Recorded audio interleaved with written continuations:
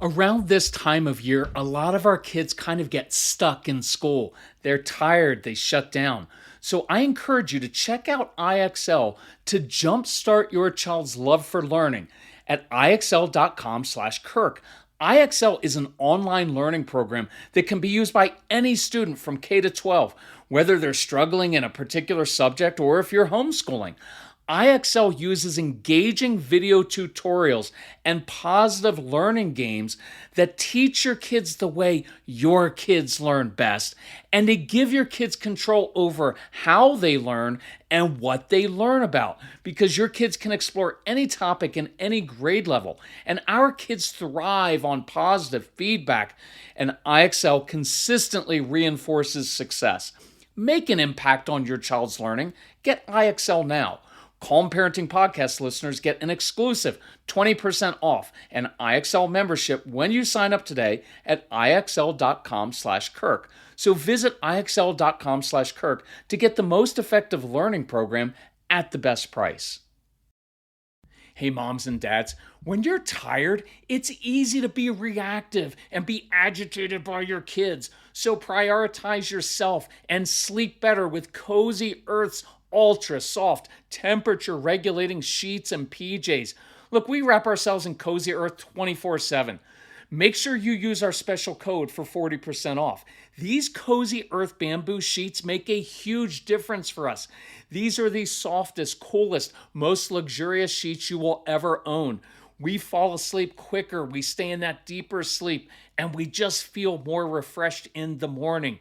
We've also noticed, look, at night, when we change into our Cozy Earth pajamas and just casual wear, it kind of invites us to settle into sleep mode. And it's risk-free. Take 100 nights to decide with the Cozy Earth sleep trial. And every Cozy Earth bedding product comes with a 10-year warranty. Visit CozyEarth.com/Calm and use my exclusive code CALM for 40% off best-selling sheets, towels, pajamas, and more. And let Cozy Earth know you heard it from us. That's CozyEarth.com/Calm with the code CALM for 40% off. So something goes awry, and your child, who can't handle disappointment well, doesn't like changes in plans, begins to melt down. He's angry, frustrated, disappointed, and nothing's working. You try rational talk. He gets more upset and says really disrespectful things, or lashes out, or throws something and breaks it. And that's over the line. So naturally you say, well, because you just lashed out or threw that and broke that, you're going to lose your sleepover with your best friend, or you lose car privileges for the next 3 days. And then your child really loses it. So how do you prevent this? How can we handle this situation differently? I want to give you a really cool strategy to use, and that's what we're going to discuss on this special Mother's Day edition of the Calm Parenting Podcast. So welcome. This is Kirk Martin, I'm founder of Celebrate Calm. You can find us at celebratecalm.com. If you need help with anything, reach out to our son, Casey, Casey, at celebratecalm.com. Tell us about your family, your kids, age of the kids. What are they struggling with? We get together as a family. We discuss it. We reply back to you personally, usually very quickly and with some practical tips. And that's what we do. And if you talk to Casey, here's what you're going to find. He was this kid, right? This is where we learned a lot of this. And we invited 1,500 kids into our home over the course of a decade, all emotionally responsive, reactive, sometimes violent kids, kids with attachment issues, adopted kids, foster kids, all kinds of different kids on the spectrum. So if you reach out to us, you're talking to people who have been through this. And if you're dealing with Casey, he was the one who was really would get upset and frustrated like this. So, by the way, I mentioned Mother's Day. All I'm going to say is huge Mother's Day sale on the website. Take advantage of it. So let's give some context here. I'm doing a phone consultation with this lovely couple, and they have an emotional, strong-willed child who is like all of our kids, right? Look, and if you're listening to this, you're like, oh, you're describing our family. Well, then good. It knows you're not alone, right? We all have these kids, and this is like our kids. They've got an agenda. This kid knows what he wants. He's very particular, wants to control things, right? Because everything feels out of his control. Doesn't deal well with changes in plans. By the way, who does? Right? Doesn't do well with transitions or little things going wrong. Part of discovering how to help kids and how to help your kids is discovering what they do like and when they do excel, because you always want to problem solve using a strengths-based approach, right? So in the course of this conversation, we discover that this little guy likes to occasionally lead little hiking expeditions around his neighborhood and in the woods. So he'll grab a backpack, he'll fill it with snacks, then he will lead his family. Of course, he's the one leading because he likes to be in control, because when you're in control, that gives you some homeostasis. It helps you feel like you're eliminating unknowns. It's not an unnatural feeling. We all do these things to counter the unknowns of life. So this child leads everyone where he wants to take them. Good, that's a positive. So one day, out of nowhere, like your child, like ours when he was young, their son begins to get upset. And for many of our kids, this snowballs really quickly, and they begin reacting, acting out, right? And I have a little side note for dads, moms too, but dads, I've got to get you to control yourself, or your kids will react like you do. You can't separate this. If you're an adult and you overreact and you react out in situations and get upset and scream and yell, your kids see that. There's no blame and no guilt. I just want us to be honest and say, yeah, my kid sometimes is really reactive, but you know what? So am I. And so good. If you're in that spot, good. Well, then learn how to control yourself and begin working on yourself, right? Dealing with your own triggers is part of what we go through in our programs. Let's learn how to do that, because then your kids will start seeing, oh, my dad, my mom used to get upset when X happened, but I notice they're controlling themselves, right? It's a really cool thing. So the child begins escalating, maybe demanding things. And the parents, we always react in a rational way, right? The child sees he's not going to get his way, so he calls his parents something disrespectful, or he lashes out at his mom, or throws something in the house. In essence, the child goes too far. And so the parents naturally say, now you've crossed the line, son. Because of that, you lose your sleepover, you lose car privileges, whatever it is. And this sets off your child. Why? Because here's what he's thinking now. And look, this is really important. If you need to listen to this 3 times, listen to this. Here's what your child's thinking. You know what? I've already lost what I wanted immediately, right? I'm not getting what I want already, so forgive me for this, but F this, right? F this, right? May as well burn everything to the ground now. So he loses it. And you're talking maybe a 30, 45-minute meltdown, maybe hours of scorched earth just melting down and losing it. So what can we do differently next time? Now, here's the idea I walked through with this really lovely couple. Number 1, at the beginning, let's start using that intense validation. You know what? If I were you, I'd be frustrated too. See, that's better than trying to explain something rationally to another human being, whether that's your spouse, a friend, in this case, a child who's not acting rationally. They're acting irrationally and emotionally. And that intensity is sometimes very settling in that moment. Number 2, when the child begins ratcheting things up, de-escalate before you discipline. De-escalate before you give consequences. And I know this is so hard. It is. It took me a while to begin to recognize, oh, my son's face is all red. His eyes are aflame, and he's no longer in control of himself. He's gone emotionally.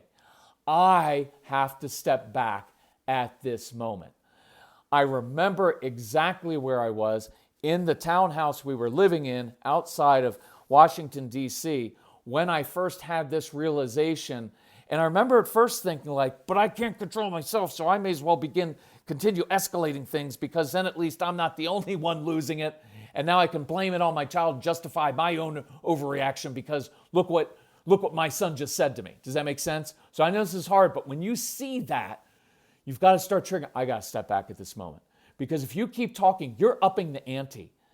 And then the child will simply go scorched earth, because why not? He's already lost everything. Why not just go for it? And here's the third thing I want you to know, and this is what I really want you to listen to 3 or 4 times again. Share this with your spouse. Share this with teachers, because this is the core of it. I want you to recognize the shame and the embarrassment that's going on inside your child's head and heart right now. And look, we've all been there, haven't we? I've lost it before, in front of my wife, in front of my son, in front of my extended family. I overreacted to something. And what do I start seeing? These people that know me best, the people from whom I cannot hide a thing. They know all my quirks. They know the good parts of me, but they also know my flaws and shortcomings. And these are the people in front of whom I am naked and vulnerable, right? And now they're watching me and I'm acting irrationally. I'm overreacting to some stupid thing, and I'm a grown adult. And so what's my first response as a grown man? This is what I used to do. I feel embarrassed. I'm ashamed. And so in that moment, I've got a couple options. I can humble myself and say, hey, honey, hey, son, hey, family, hey, listen, I'm sorry I put you guys in that position to see that. I overreacted, and I'm sorry. But that's hard for a grown man or woman to do. Imagine being a 4-year-old, 5-year-old, 8, 14, 17 years old. That's hard. So your child looks up and sees one or both parents looking at him in the middle of his shame, in the middle of his or her embarrassment. And worse yet, maybe there's a sibling or two who never loses it like this. Now I feel even worse. Now it's my whole family against me. I'm the bad kid. I'm the stupid kid who always does stupid things like this. And now I lost my sleepover. Or if I'm older, I lost my car and my phone, so now I can't see my girlfriend or hang out with my friends, and I'll be the only one who isn't there, and this isn't fair. Why am I the only one to lose this? It's your fault, and you're mean and stupid, and I'm embarrassed and ashamed and beating myself up, so now I just completely lose it, because that's partly why I'm going to burn it to the ground. A little bit of self-hatred in there, a lot of shame, and maybe, just maybe, my parents will lose it, because then I'm not the only one who's out of control, right? Because you know how lonely and terrifying it is to be the only one in the family who's always upset and in trouble? See, can you hear that in your child's voice, right? And you can hear within that. You saw the child flip to blaming, right? Am I the only one? And then he starts, you know what? It's your fault. Why? Because it's really hard to be mature when you're a kid and a grown-up admit, you know what? I caused this. I overreacted. I think that's a lot to ask of a kid in the moment, isn't it? Right? Now, I want them to learn that, but we can't even do it as adults. And here's where I want you to get the insight, right? To say like, that's what's going on inside this little kid, or this 6'1" teenager that's towering above me, melting down like a little kid. Look, your child didn't wake up intending to be some little jerk who makes your life difficult. And that's why I encourage you, be intentional about this stuff. So Mrs. Calm told me yesterday, I wish I had begun drinking AG1 sooner. My stomach has felt so much calmer and I'm more regular. My AG1 in the morning provides some consistency I really crave. And that's one reason I love my AG1. It's an easy, healthy daily routine. No messes, no blenders. We put 1 scoop of AG1 into a bottle of water, shake it up, and start our day with 75 vitamins, probiotics, prebiotics, and whole food sourced ingredients. Check out a special offer at drinkag1.com/calm. Look, I've got more energy, better mental clarity, and AG1 supports my immune health. And that's why I've been partnering with AG1 for so long. Be an AG1 couple like us.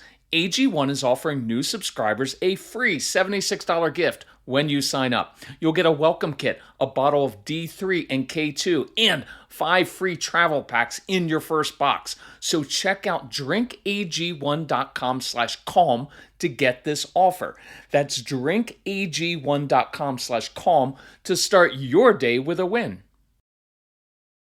And if I can encourage you in this, and I know it's going to sound like a little rant for 15 or 30 seconds, but we get so many emails and comments from good, well-meaning parents doing their best, and they listen to the podcast, but you don't really implement these things, or dad isn't really on board. And the reason that I hammer home, listening to the Calm Parenting Package, look, we put these programs together for a reason, right? Because when you play the programs, and you play it on this really easy app now, it's right on your phone, on your iPad, you can listen throughout the day, or on your commute, or honestly, right before the kids come home. When you have that playing again and again, it helps you internalize these lessons and understand what your kids are going through with very practical insights, so that in the moment, you do know what to do and you don't feel helpless. So I'm encouraging, please do that so you can turn these situations around so they don't keep escalating. Your child doesn't keep internalizing, I'm a bad kid, I'm a stupid kid. Because I'm telling you, that doesn't lead to good places. So, number 4, this is important too. De-escalate by giving your child a way out. Give your child space in order to save face a little bit, right? I didn't want to say that in a corny way. I did on the phone consultation. I was like, give your child some space to save face, right? But it is true. We give them some space and we want to give them a way out, right? And to give your child something he's in control of. So now we're back in this situation, right? So here we are. We're in the middle of basically a combat zone. Tensions are high. It's a face-off between a child and one parent, or sometimes two parents, and sometimes maybe there's a sibling watching as well. So now just think, you've got parents staring down at this kid. Who's going to make the next move, right? And we're always wanting like our child to make the next move, to like, stand down, son, stand down, right? And I get that. But here's what happens. Dad remembers that one of my favorite calming tools is giving an upset child a job that he's in control of. Dad remembers motion changes emotion. Why? Because he keeps hearing that on the app over and over again. And that humility leads to contrition. And that you always de-escalate before disciplining. And one of my favorite bonding tools is allowing your child to teach you something, right? So here we are in this situation. Are we going to escalate from here, or are we going to give this child some space? So dad goes, grabs the hiking backpack that's hanging on the doorknob, and he opens the pantry and begins shoving some snacks into the backpack, then opens the fridge to get some drinks. And then the child, right, with his face still all red and his eyes aflame, and still caught like he's in this place where he just said all these things and he knows he's in trouble and the world's come crashing down around him. But he sees his dad doing this. He observes. And there's a momentary reprieve from all eyes being on him and his shame. And the dad isn't demanding that he calm down or apologize. He's filling a backpack with snacks. Well, that's usually this kid's job. And look, I'm a realist. So here's what's going to happen likely. Dad, the son will say, look, son may say this in a condescending or snotty tone, right? Dad, you're not doing it right. Look, that's a possibility, but I'm going to ask you not to take that personally. Now, the son may say it in a softened tone because dad or mom led with humility, opening up that backpack and doing that. He may say, Dad, you're not doing it right. I'm good either way. In this moment, if the son's like, Dad, you're not filling the backpack with the right snacks, don't react to that. It's a process. It's really hard to go from like, I'm completely irrational and I've lost it and I'm on level 10, DEFCON 10, to being like, Dad, thank you for giving me a way out. Thanks for filling the backpack and giving me some space to control myself. They're not going to do that, right? So your child, even if he's snotty, that's very much like our kids, right? They're particular. They have their way of doing it. And instead of getting offended, because mom and dad have heard me say over and over, don't take things personally, right? Because you're a grown-up, you don't take it personally. Instead, you smile inside and you think, this is my son.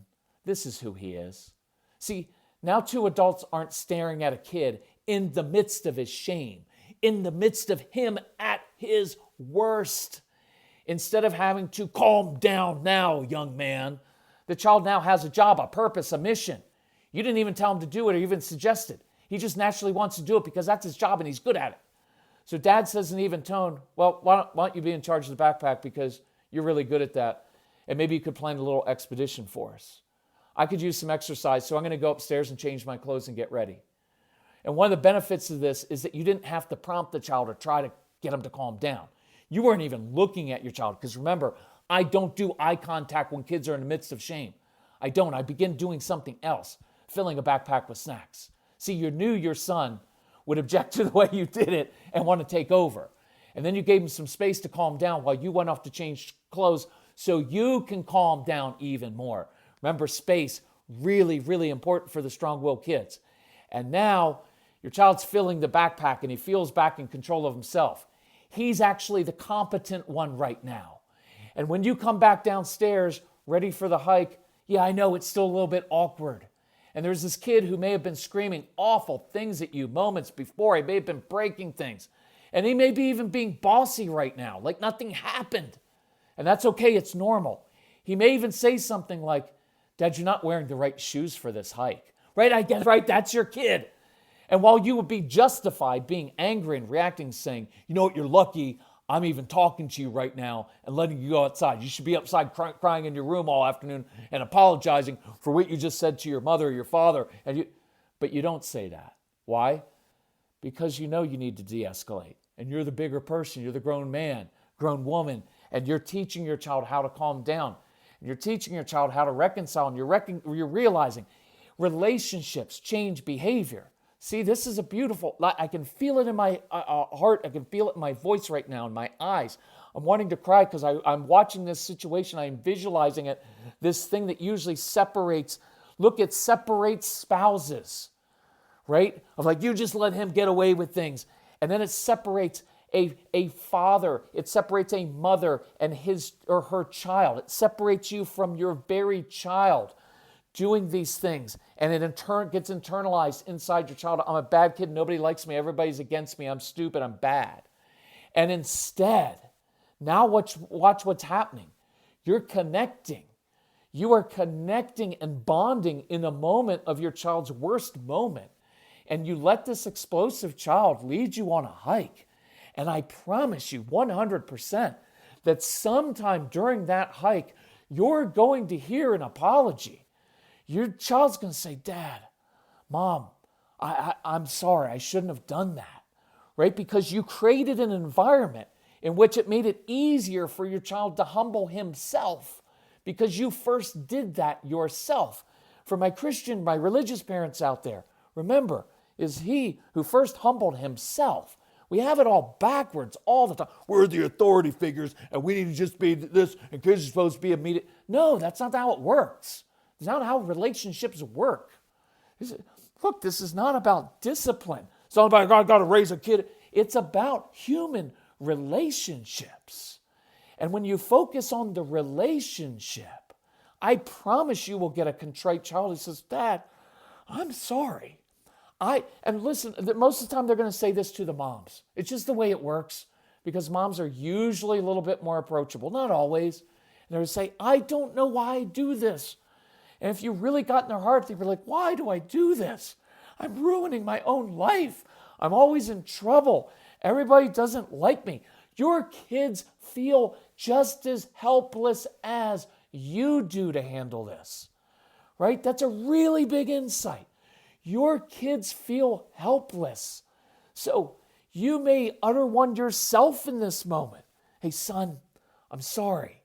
Right? I apologize because I didn't understand why you were so upset, right? And I apologize because I kind of got upset myself and I escalated. And I haven't always modeled it too, right? I haven't always modeled how to handle disappointment. And then from a place of humility and connection, you can brainstorm a code word. We love code words for next time your child's upset. And an action plan for how to deal with disappointment in life. See, now you're disciplining. Discipline doesn't mean to punish or give consequences. It means to actually teach and show and walk alongside, right? And again, for my religious friends out there, we get this idea of like it's some authority figure just shooting lightning bolts and correcting all the time.